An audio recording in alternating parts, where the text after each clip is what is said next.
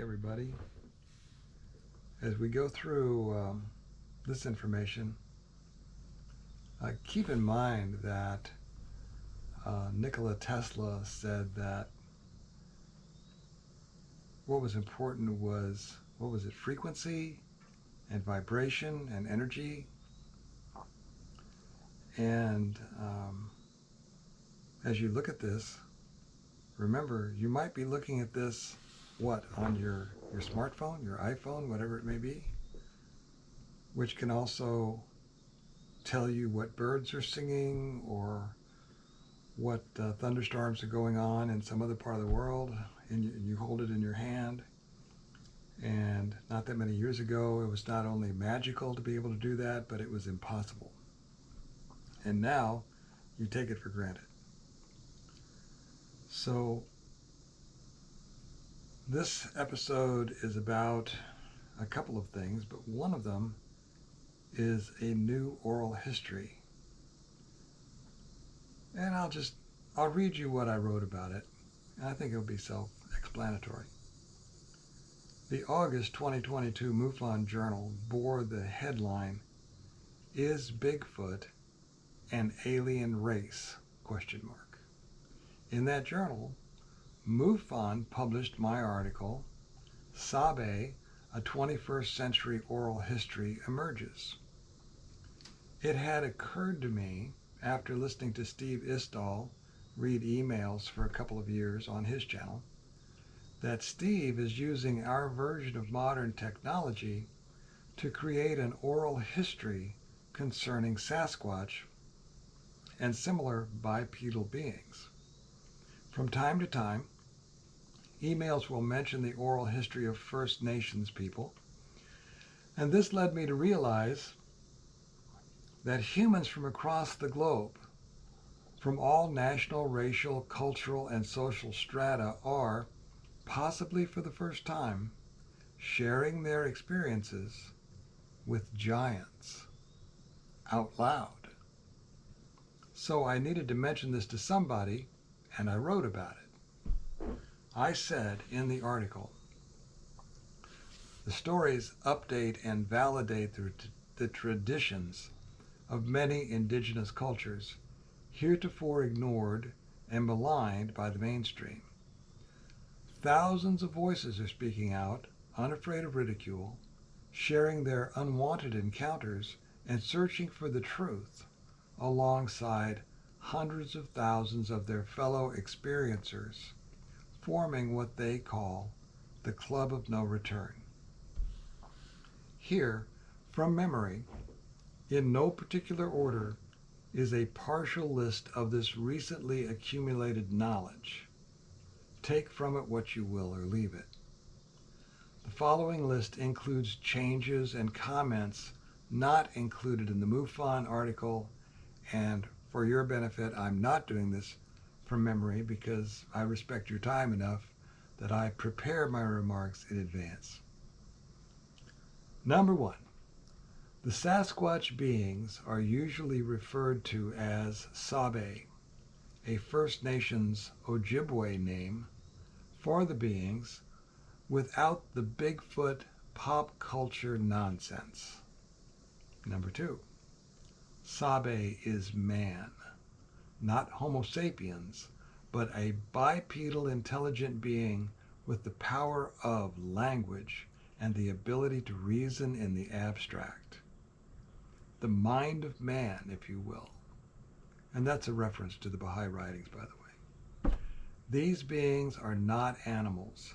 I will explain why I think this in more detail when we get to my article, Who in the Universe is Man?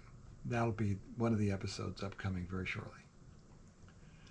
They have names, families, clans, and follow their own rules of social conduct.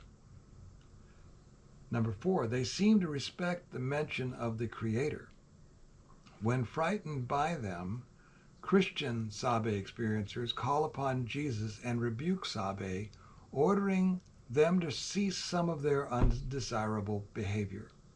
To the extent successful, Christians often believe Sabe is, quote, doing as commanded by the power of Christ, unquote. But to be fair, if you command a black bear, wolf, wild chimpanzee, or gorilla to cease and desist by the power of Christ, and without doing more than that, how often would a reasonable person expect that to work? This may be correct and makes sense from the Christian perspective as a sort of miracle on command. It's okay by me. Should you think Sabe is an animal? But I believe the Sabe people may be acquiescing in the request out of their own respect for the divine and their relationship with their Creator. God is an abstract concept, so either way, Sabe's response to such a command tends to put them above the animals, does it not? Number 5. Some, not all, have bioluminescent eyes. The color may express the degree of agitation, curiosity, worry, fear, anger, etc. of that Sabe individual. A very agitated state seems to produce red. As anger and fear decreases, the color changes to a cautionary yellow. Gentler emotions may be displayed as blue or clear. Those rare human individuals engaging in ongoing interaction and communication with the Sabe people have told us all, through Steve Istall, at least through him, maybe in other places as well, that the Sabe themselves do not know how this happens or why some eyes glow and others don't. So far around here, I have not seen any eyes that seem to be bioluminescent. I don't think I've seen any Sabe eyes at night yet reflect a flashlight or anything so far either. Number 6, they can engage in mind speak, and these incidents are not exactly the same. In some cases, including my own, the voice one hears in their head is the voice of their own internal dialogue, but the words come from elsewhere. Other people describe hearing a voice different from their own. Also, each person hears the word in their own language. This, I feel, is a tremendous insight into the human mind. I doubt the Sabe know every language. And how can they know what language someone speaks or thinks in, even if they have heard them say a few human words? This little wrinkle bears further investigation, as interaction with otherworldly beings, as they say, looms. And by that I mean some of the questions that are being raised regarding interaction with the Sabe people are things that are going to be raised again when contact with other types of extraterrestrials becomes more common. I hope that we are able to communicate with them in a more conversational way, because if we can't, it's going to be a long, slow process, that's for sure. Number 7, they can use infrasound to render humans helpless by filling them with dread. They can also project feelings of peace, calm, and safety. Number 8, they can produce a horrible smell like a skunk, only worse. This may be to ward off intruders, you and me. It may also be that some don't practice very good hygiene. I'm a child of the 1950s. I knew people like that. Maybe you did too. Number 9, though rare, Sabe encounters can involve missing time, and the experiencer may change location by several feet or several miles. Sometimes clothing is rearranged, turned inside out, or put on backwards, etc. Physical harm has not been reported. PTSD sometimes arises from these events, but can occur from simply seeing one of these creatures. Reports from people with combat experience often describe never having been so afraid, even under fire. Number 10. And again, the list I'm going through are all things that have been reported by emails sent in and read by Steve Istall on his channel. Number 10. They are seldom, if ever, by themselves. If you only saw the one, that is because you didn't see the other ones. Number 11. Some humans attribute Sabe's behavior to their being somewhere on the autistic spectrum. This has been relayed in emails more than once. Number 12.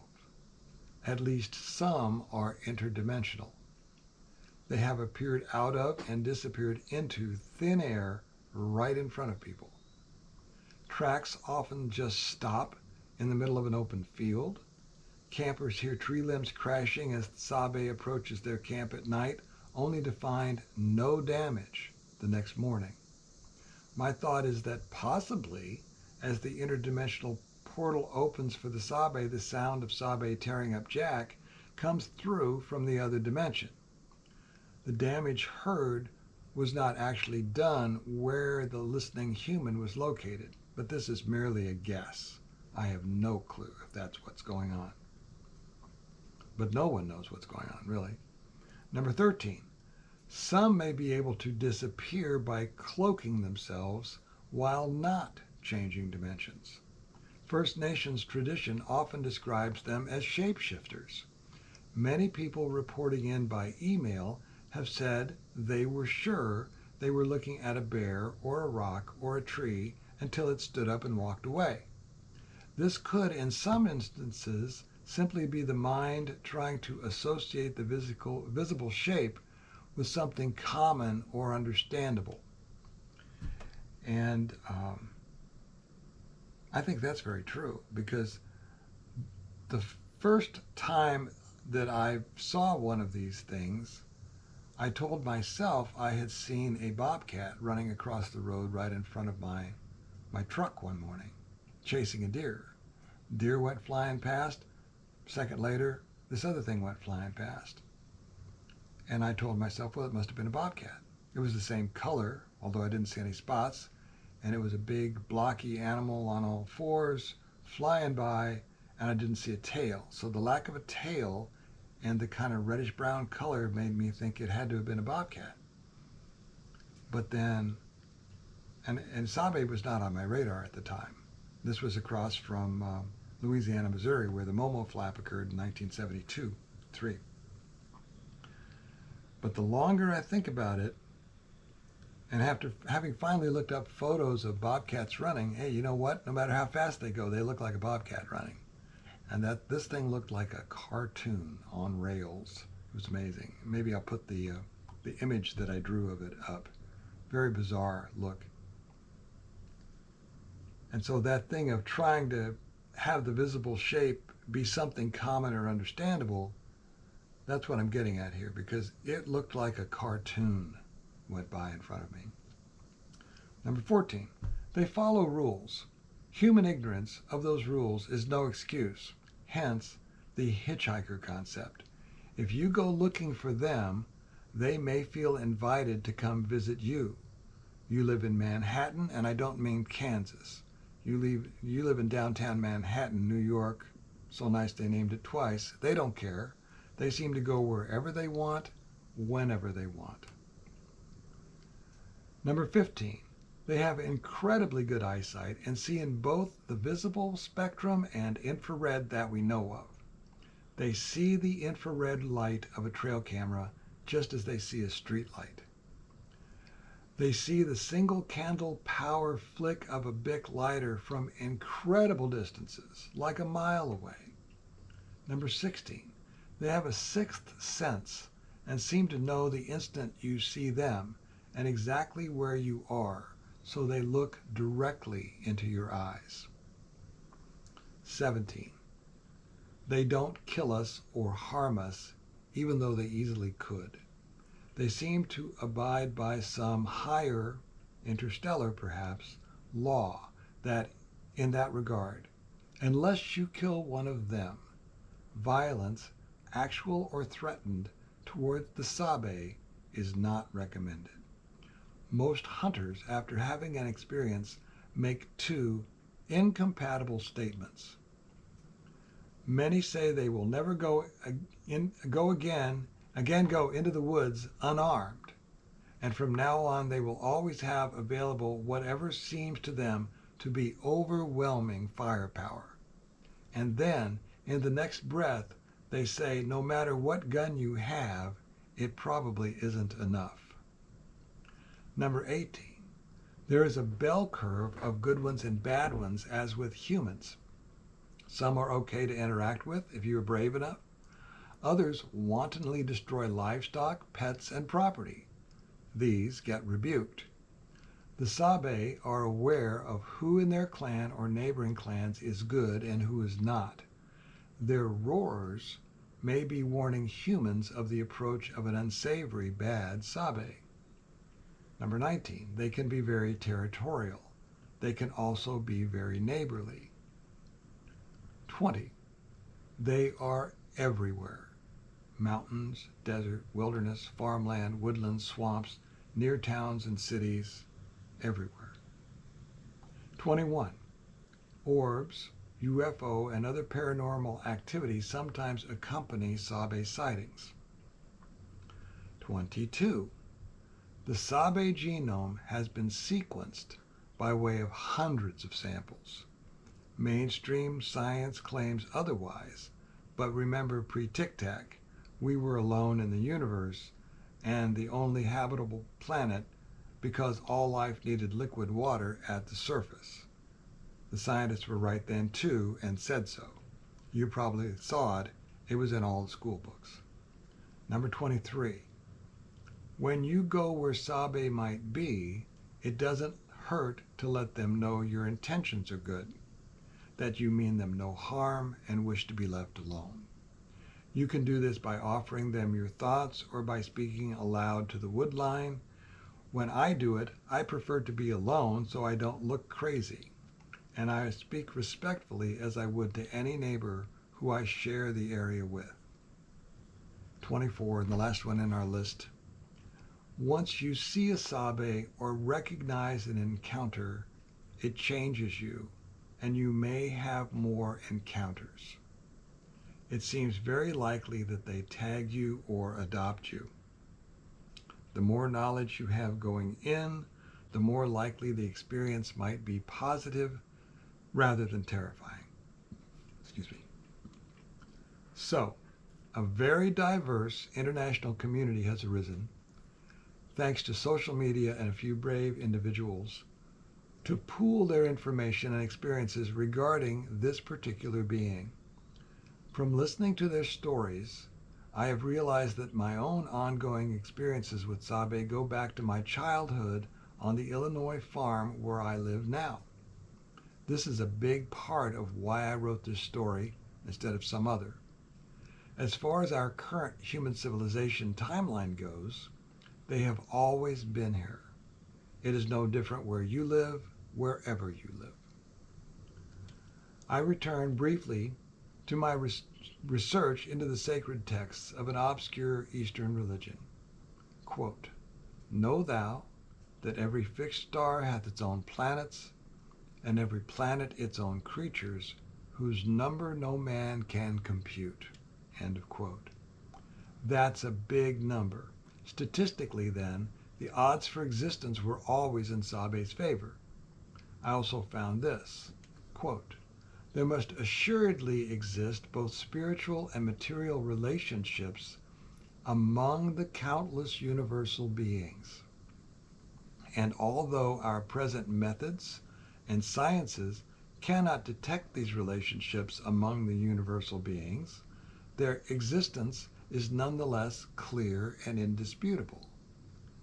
End of quote. This is precisely what all the thousands of voices creating the new oral history have shown. It is clear and indisputable that Sabe exists. Another quotation. "The power of the understanding differs in degree in the various kingdoms of creation. The mineral, vegetable, and animal realms are each incapable of understanding that which takes place in the mind of man. End of quote. Sabe can speak to you in your mind, in your own language, and sometimes using the sound of your own voice. Animals can't do that. Humans can't do that, can we? I think Sabe just dropped the mic. The hoop of discussion has raised questions about Sabe's sixth sense, or group of extrasensory abilities, and whether similar powers in humans have atrophied. And to be more explicit, Steve Istall has often asked his listeners for any information about lost abilities that humans might once have had. The writings mention something called inner vision, to wit, quote, "He has given us outer sight to view the lights of the sun, and inner vision by which we may perceive the glory of God.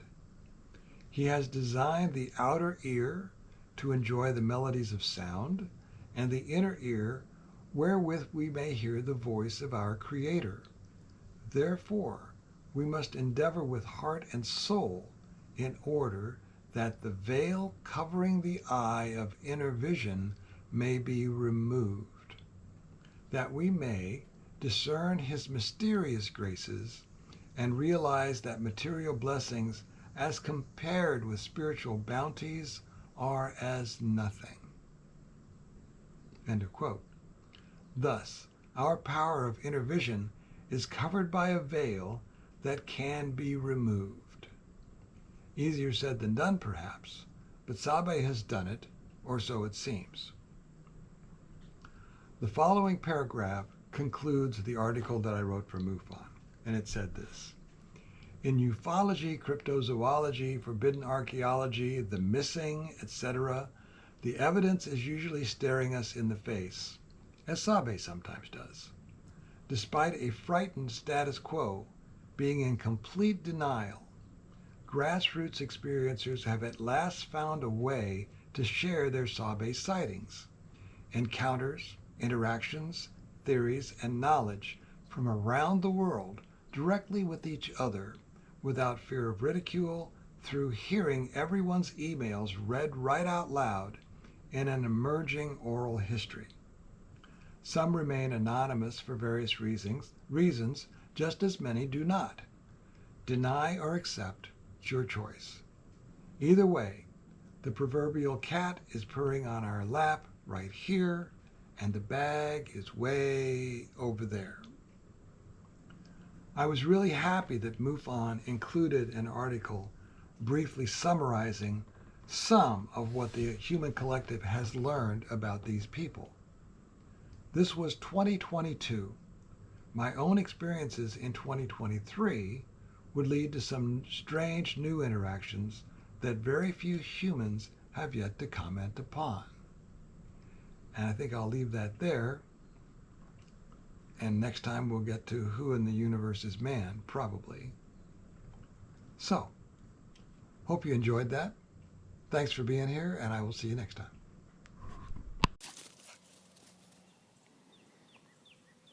Good dog. Khaleesi, come, come, come.